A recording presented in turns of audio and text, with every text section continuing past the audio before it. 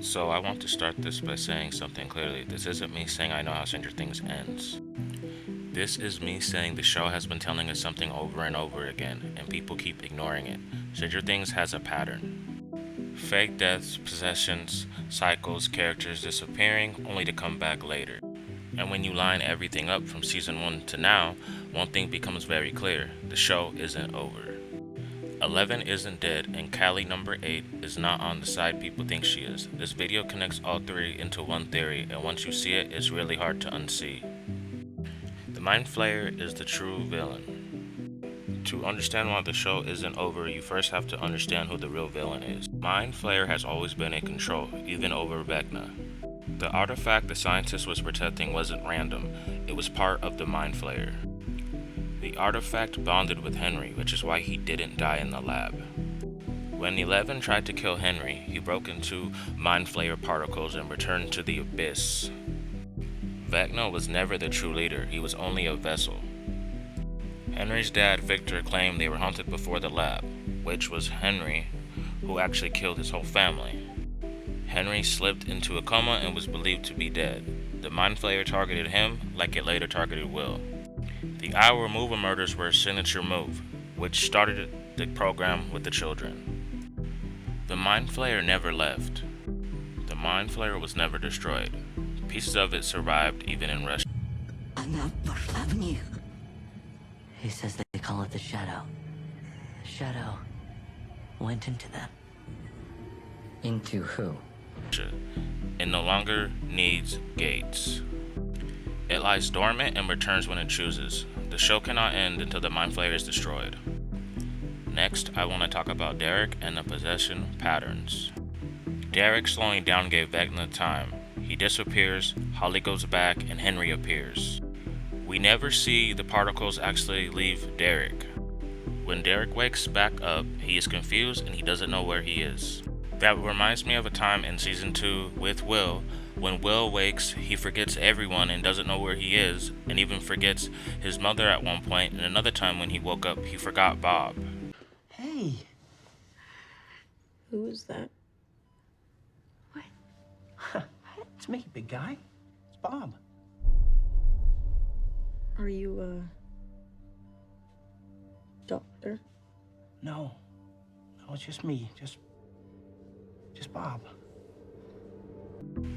But at both times, the only person that they really seemed to remember was only Mike. When Will woke up, he only remembered Mike.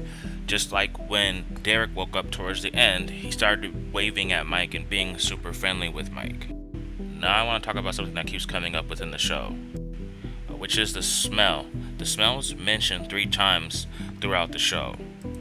We hear about it at the end of season 1 with Will when they're playing D&D in the basement and Jonathan comes to pick him up. Medal ceremony? What are you talking about? Yeah, man, the campaign was way too short. Yeah. It was 10 hours. But it doesn't make any sense. It makes sense. Oh, no. What about the lost night? And the proud princess and those weird flowers in the cave. I don't know. It's...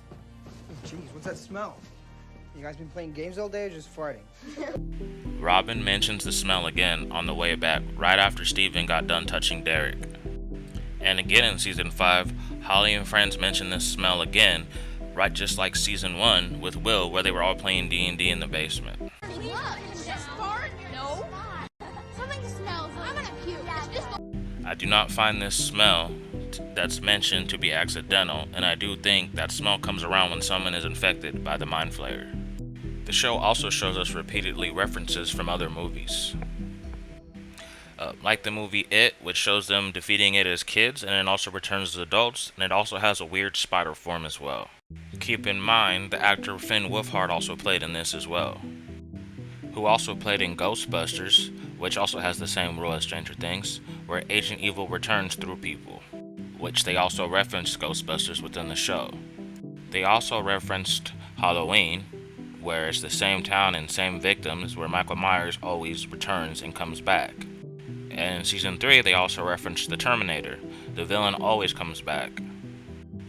Each of those movies have one thing in common that shares the same rule as Stranger Things, which is that the villain keeps coming and it never stops, and that the villain starts from childhood and follows them into their adulthood. which is why we see them graduating from school, which marks the shift into adulthood, which is letting us know that the next time we see them, they are going to be adults. Everyone also wanted 11. The lab wanted her, the military wanted her, Vecna, the Mind Flayer, and Callie all wanted 11. Which is why that same paranoia from that scientist explains why he shot Henry. So with all these facts from the show, that has to show you that the show is not truly over.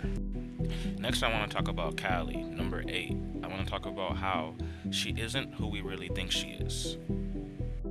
If you ask me, Callie's introduction is a red flag. Callie appears at the same time as the Mind Flayer is introduced.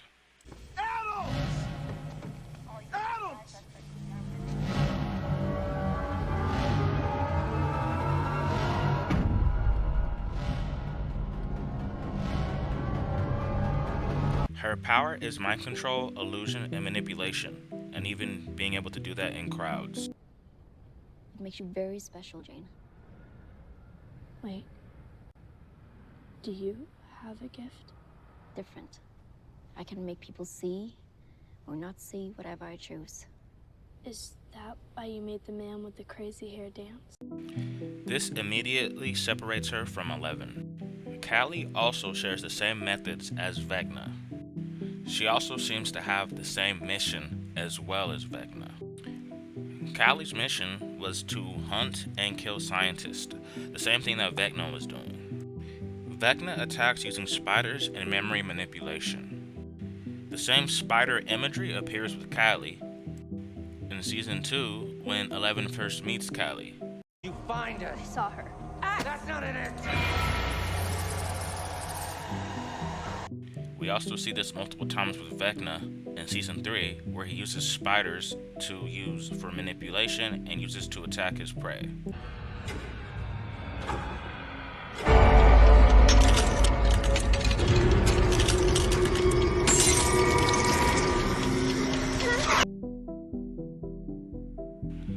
Vecna was also very obsessed with spiders as a child. Vecna says he created the image of the spider when he landed in the abyss, but as we've all seen, the spider shape was already formed when he first entered Henry. Which again, the similarities between Henry and Callie are the same, with the spider usage and the memory manipulation. When Callie arrives in the show, also happens to where Hawkins changes again and a new gate is open. When 11 finds her mother goes back to a vision showing her and Jane together. Then later in season 3, you see that Vecna tells 11 about this memory and who she was actually seeing when she was younger. 11's mom seems to be in a trance and stuck there like Max was. 11's mom came about as if she had powers too, because her nose bled and the lights were flickering whenever she was in those trance memory moments, which is what led 11 to go ahead and try to connect with her and see what she sees within her mother's mind. This led her to seeing the memory of her and Callie playing together, which is what led her to go ahead and go and search for Callie. But 11's mom's powers were never mentioned again or talked about ever throughout the show. So to me, this suggests manipulation. The reason being is we seen the lights flickering inside of the house. Usually when the lights flicker in the house, that is Vecna or the Mind Flayer's presence there. Which 11 was not using her powers, so how could she have done that? So when 11 entered her mind and into her memories, that led 11 to see Callie, which made 11 go on the journey to go and find Callie. I do not think 11 finding all of this information was coincidental. When 11 first searched for Callie, she was not able to find her inside of her mind, which was very odd because how come she could not find Callie at first?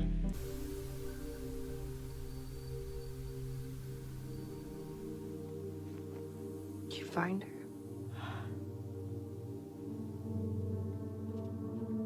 No.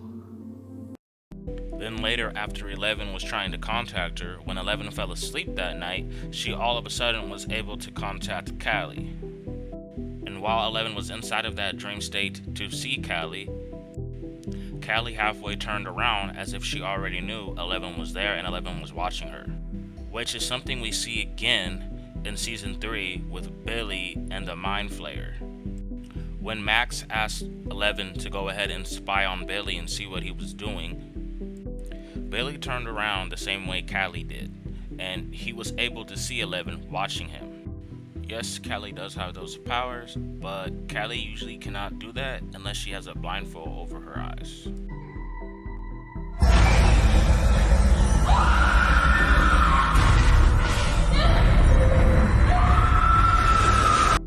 When Callie does meet Eleven, she tells Eleven that she feels whole with her.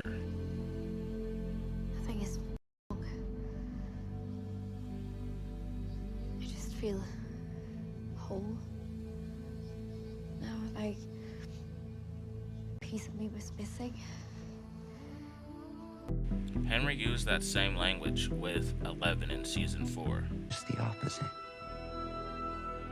You are better than they are. Superior. That is why you frighten them. If you come with me for the first time in your life, you will be free. Imagine what we could do together. We could reshape the world, remake it however we see fit. Callie describes her anger spreading the same way the Mind Flayer does. It spread. Just like when Will made the comment that when he was inside the Mind Flayer's mind, he was able to feel the Mind Flayer's anger. See her? Like, through the demo's eyes? Yeah, and I was so close to the hive. It's like I could feel what it was feeling, like this anger. But I was still in there too. As we've seen, the Mind Flayer builds armies and groups to use against people. Callie shares that same similarity with the group she built in season 2. She also uses manipulation as well as Vecna. She uses Brenner's image to isolate Eleven, to get Eleven to do what she wants her to do, the same way that Mind Flayer does. But Eleven ended up rejecting Callie the same way she rejected Henry, except this time she ran away from Callie. Now throughout the show, I noticed there was a power difference with Callie, number 8. As we've seen in season 4, with the memories that Eleven was going through, most Project kids had similar powers to Eleven and Henry. Callie's powers matched the Mind Flayer's powers. Just like we've seen with Will, the powers are given by the Mind Flayer. Henry and Callie had the same type of powers with the mind manipulation. But Eleven does not have these powers at all. Now another question is, did Henry let Callie go? As we've seen in season 4, Vecna allowed Eleven to escape, but ended up killing the others and the scientist. Henry knew who 8 was because he mentioned her. So if Henry knew a way out of Hawkins' lab and he was going to help Eleven to do that, why would Henry not help Callie to escape either? Because Henry told Eleven that she was special. How do we know he didn't tell Callie that he also thought she was special as well? Another thing that we've seen in season 5, Callie claims the pregnant women that were in the lab that were using her blood were poisoned by it. If this is true, why did Dr. K keep Callie alive? Callie's story mirrors Henry's, where she says that they were collecting blood from her to make more of the children, but she said that the only person who was like Henry was Eleven. Of Henry. Only one of us was truly like him. Callie claims to know everything about Henry, except she says she didn't know the fact that he was still alive. But how did she know he even died? How much did you know about Henry? Everything. Except that he was still alive. Help me find him. Kill him. Callie's words and behavior doesn't show her to be an ally in season 5. Callie keeps saying killing Henry won't end it.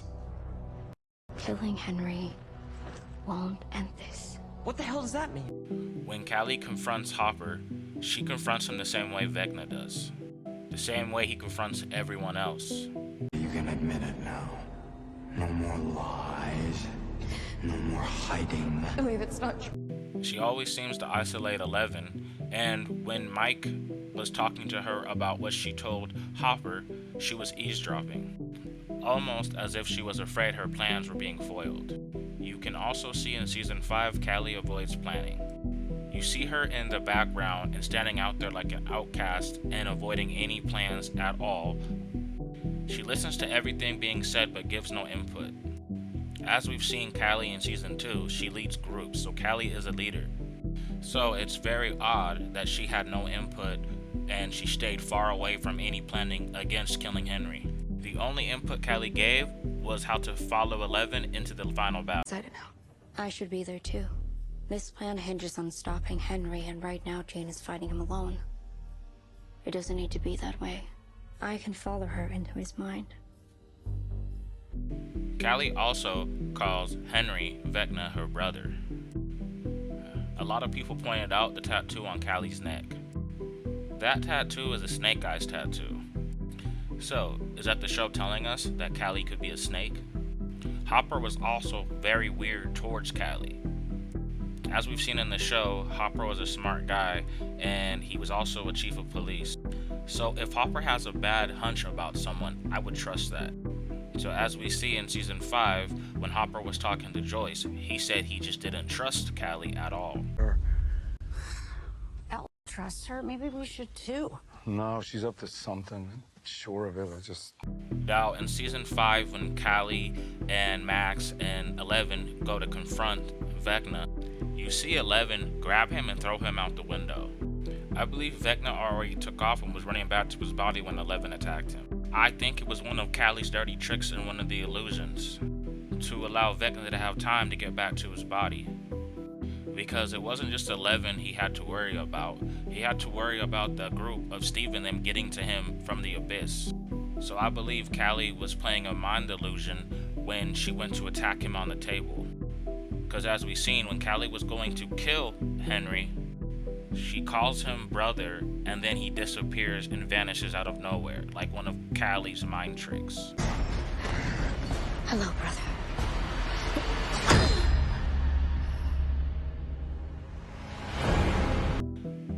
When Hopper's mind gets attacked, we see Vecna show up, which led to Hopper thinking he shot 11. But if it was Vecna actually attacking Hopper's mind, why wouldn't Vecna just have Hopper kill 11? Instead, it was a fake illusion just to slow everyone down and to get 11 removed from the tank.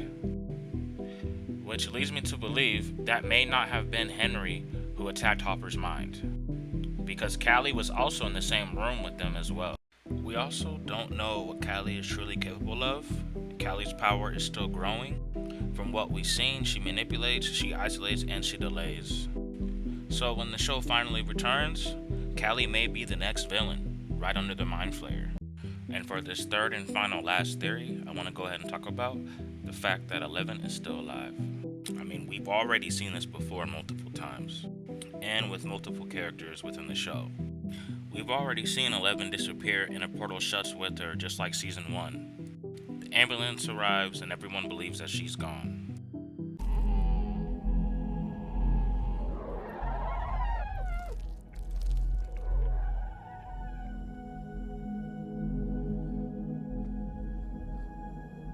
Goodbye, Mike. Season 3 ends with Hopper being presumed dead, but he actually survives. So as we can see, Stranger Things consistently is always using fake outs, because we also saw Dr. Brenner die in season 1. So the show implies death without confirming it. 11 knows how to escape the upside down world. We even seen in season 5 she was using her powers to move through the collapsing storm. She is capable of opening gates. She knew where the rifts were, so if she needed to escape, she could. The words used between her and Callie when they said they were going to disappear, they used the words vanish. They didn't say they were going to die. When the upside down vanishes, so will we. So we know 11 and Callie plan to stop Henry, save the kids, but not return. So we see a lot here with this truck scene.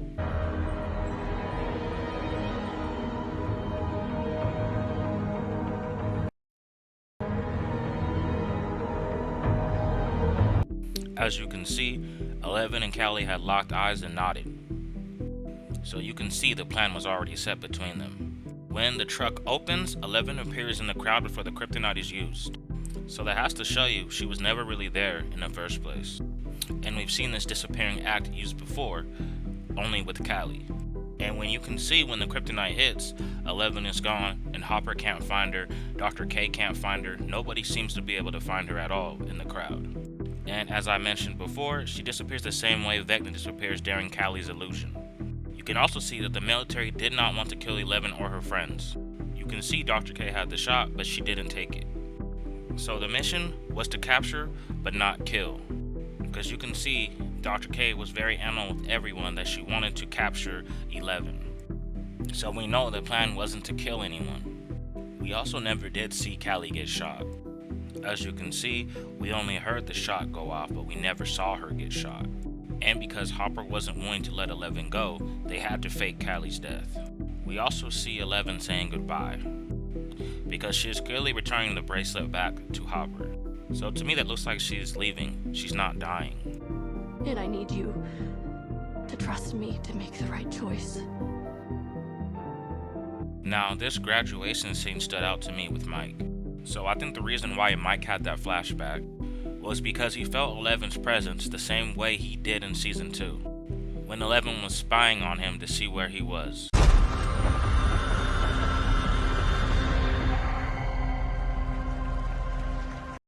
Mike. 11? So as you can see, the reactions were the exact same, which I believe that visit from 11 gave Mike the version of events of what happened with 11 that he was able to use to tell the story during D&D. And when we also seen 11 talk to Mike in that dream state, we see she does it without a tank or without a blindfold. Also, while she was standing there like one of Callie's projections, she had no nosebleed. So how could she have talked to Mike without using her powers? It's clearly the same way Callie was projected with Dr. K. We also seen that Callie can do those mind illusions from miles away.